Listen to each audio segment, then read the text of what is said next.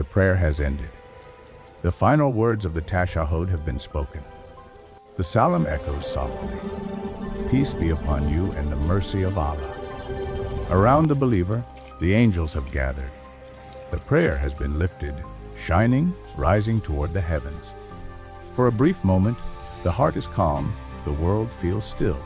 But just beyond this serenity, Shaytan waits. He does not charge with noise or force. He waits for the small, quiet moments, the ones most people overlook. Moments where an act so simple, so brief, can build a fortress of light around the believer and crush his hopes in an instant. Before we begin, make sure to like this video, share it, and subscribe to our channel so you don't miss more powerful stories rooted in the Quran, authentic narrations, and classical scholarship. And tell us in the comments, where in the world are you watching from? We love seeing believers from across the globe join these journeys. The Prophet, peace and blessings be upon him, revealed something extraordinary about the moments after prayer. He taught his companions a treasure, a form of remembrance that is short on the tongue, but massive in reward. He said that whoever says after every prayer, Subhanallah 30, 3 times, all glory be to Allah, Alhamdulillah 30, 3 times, praise be to Allah, Allahu Akbar 30, 4 times, Allah is the greatest, other sins will be forgiven, even if they were as much as the foam of the sea. This is narrated in Sahih Muslim and Sahih al-Bukhari. Imagine that, in the quiet few seconds after prayer, by repeating these simple words, a believer can wipe away a lifetime of shortcomings. No long journeys, no complicated rituals, just a few sincere moments after each Salah. This is why the scholars called this Dhikr a hidden treasure. It's available to everyone, every day, after every prayer. And this is exactly why Shaytan despises it. When the Prophet taught this to his companions, he was handing them a key to maintain the purity of their prayers and elevate their ranks. These words don't just sit on the tongue. They seal the prayer like wax seals a royal letter. Without this seal, the prayer is more vulnerable to being diminished by distraction or haste. The battlefield between light and whispers is often not during the prayer, it's after. As soon as the final salam is given, Shaytan moves quickly. He whispers, stand up, you've got things to do, don't sit. This dhikr can wait. He floods the mind with tasks, reminders, random thoughts, anything to stop these 33 simple phrases from escaping your lips. Why? Because he knows what the Prophet promised. He knows the weight of those words on the scales. He knows how many sins they erase. He knows how angels record them and carry them upward like precious jewels. He knows that for a believer who makes this remembrance a habit, his grip weakens every single day. Ibn al-Qayyim and other scholars describe the post-prayer dhikr as a spiritual sword drawn against Shaytan. It is short, but sharp.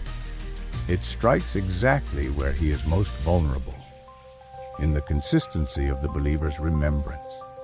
Picture 2 believers sitting side by side in the mosque. Both prayed the same Salah.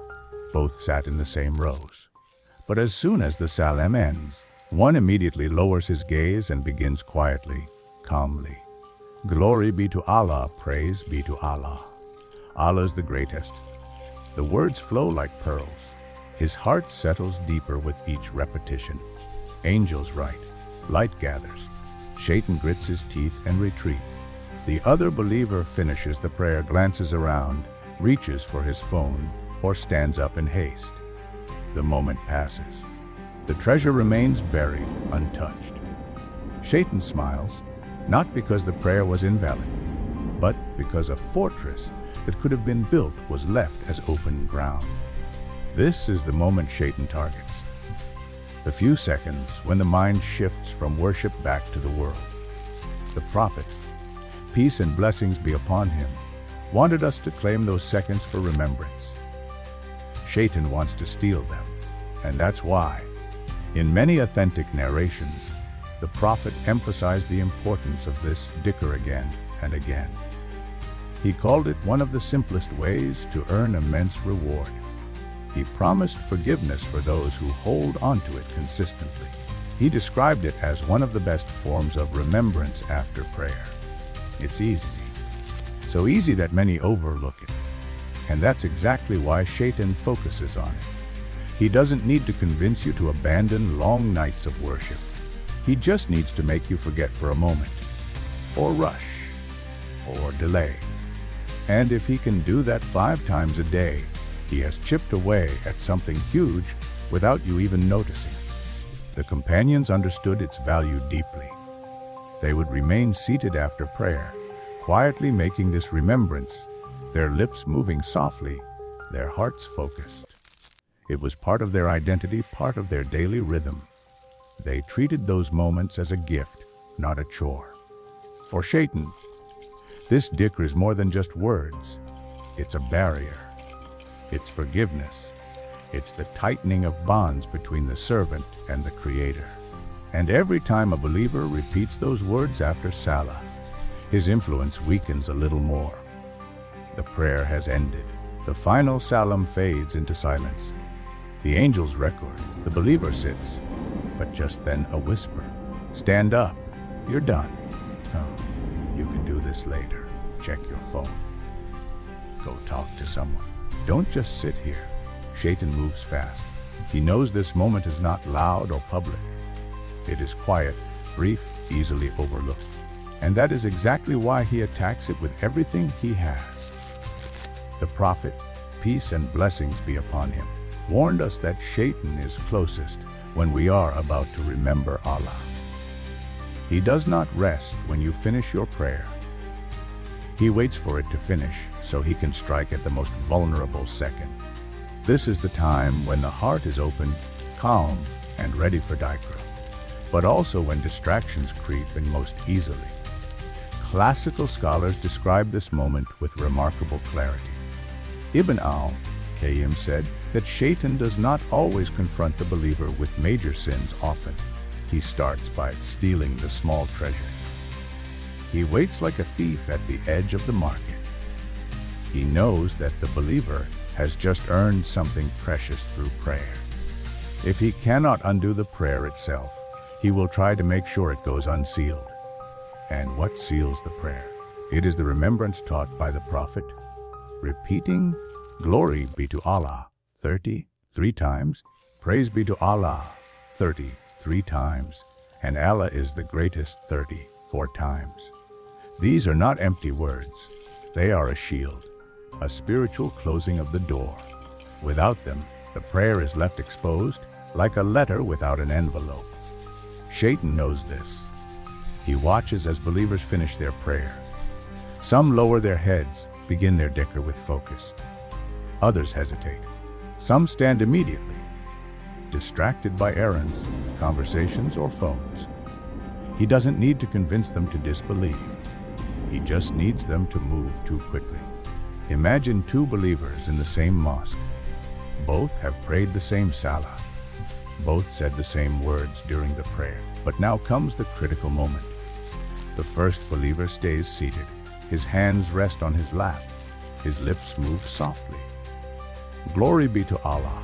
Praise be to Allah. Allah is the greatest. He counts with presence. Each repetition is like laying another brick on the wall that protects his heart. Angels gather his words like jewels. Shaytan, standing nearby, recoils. He cannot stop it now. The door has been shut. The second believer finishes the prayer and immediately stands up. He remembers something urgent. Maybe it's real. Maybe it's not. Either way, he leaves. The angels write what he has done, but the dhikr remains undone.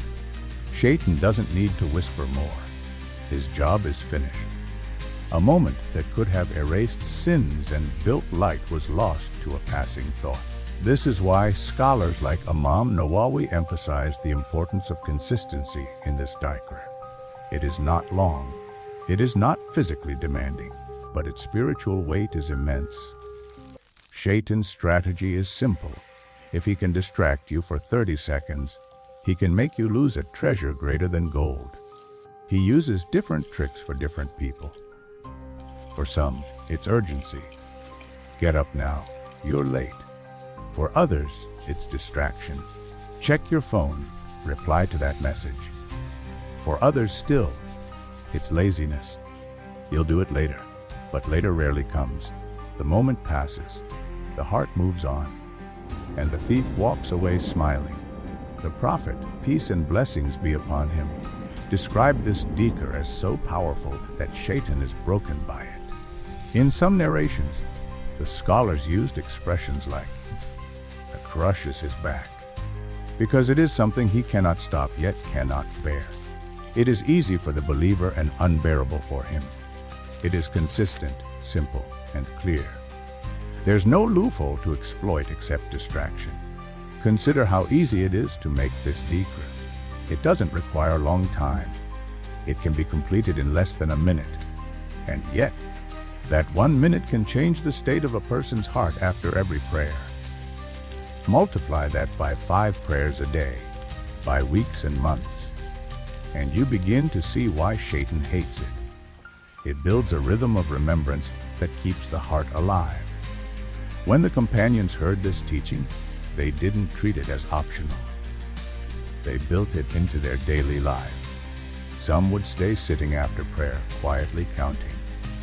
Others would use their fingers, which the Prophet said would speak on the day of judgment. Their focus wasn't just on getting through the words. It was on holding on to the treasure before Shaytan could snatch it away. For Shaytan, this is a battlefield of seconds. If he can catch you off guard, the reward slips away. If you hold your ground, he retreats, frustrated. That is why, in some classical commentaries, scholars describe this moment as one of the most strategic parts of the believer's daily routine. And here's the powerful truth. Shaytan doesn't only whisper loudly.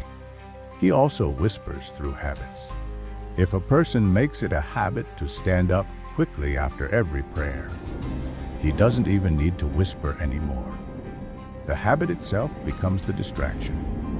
But if a person trains themselves to stay for that brief moment, to remember Allah with those 33 phrases, Shaytan grows weaker over time. He learns that he cannot steal that moment anymore. This is why he targets it so fiercely. It's not about the length of the dhikr. It's about its impact. In that short span, sins are forgiven, hearts are strengthened, prayers are sealed, angels ascend with light, and Shaytan is pushed back. The mosque grows quiet.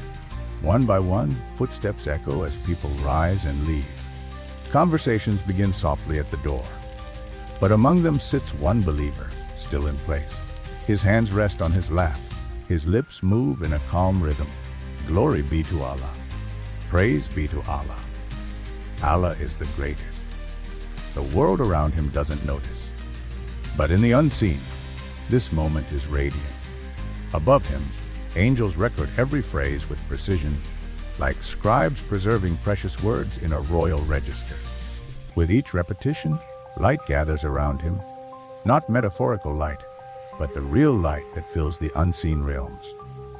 The Prophet, peace and blessings be upon him, described that whoever repeats these words after every obligatory prayer will have their sins forgiven, even if they were as numerous as the foam of the sea.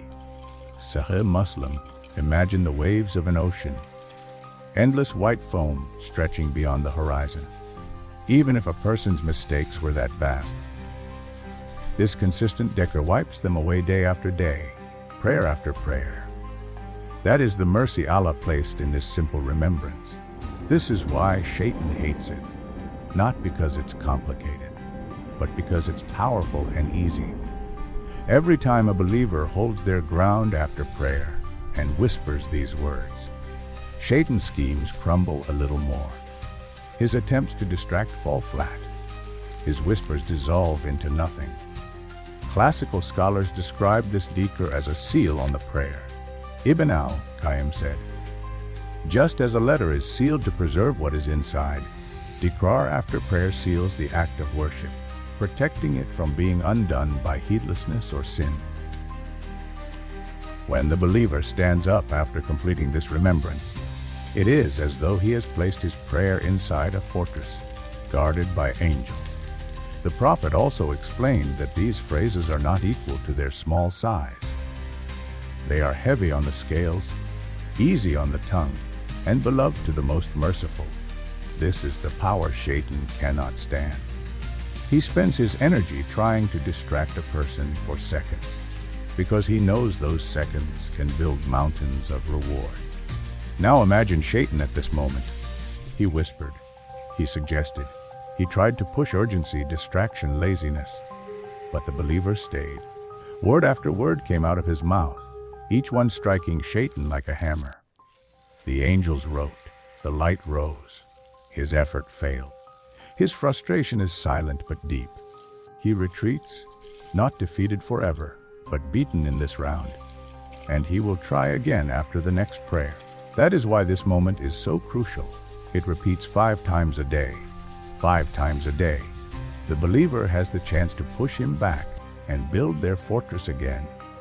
It's not about dramatic acts. It's about quiet consistency.